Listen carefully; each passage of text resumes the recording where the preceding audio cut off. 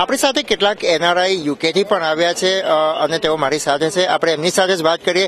खास करके प्रवासी भारतीय दिन की उजवनी यहाँ पे हो रही है, आप क्या महसूस कर रहे हैं इसके बारे में? बहुत अच्छा है, हम लोगों को बाहर से बुलाया गया है और जो हम देख रहे हैं गुजरात कितना प्रोग्रेस कर रहा है, गांधीनगर कितना अच्छा बना हुआ है, अभी तक दिल्ली में था, बॉम्बे में था, तो बहुत अच्छा महसूस हो रहा है. और काफी एनआरआई हैं, यूके, यूएसए. जब से गया हूँ हर 6 महीने बाद जब मैं इंडिया आया हूँ तो यहाँ पे कोई ना कोई चेंज हुई है. और जो चेंज अब हो रही है और स्पेशली जो यूथ चेंज ला रहा है इस कंट्री में, वो सारी दुनिया को हिला के रख रही है. I think it's a fantastic event. It's great to see so many people joining together for the same purpose and to promote India both in India itself and overseas. खूब सरस છે અહીંયા.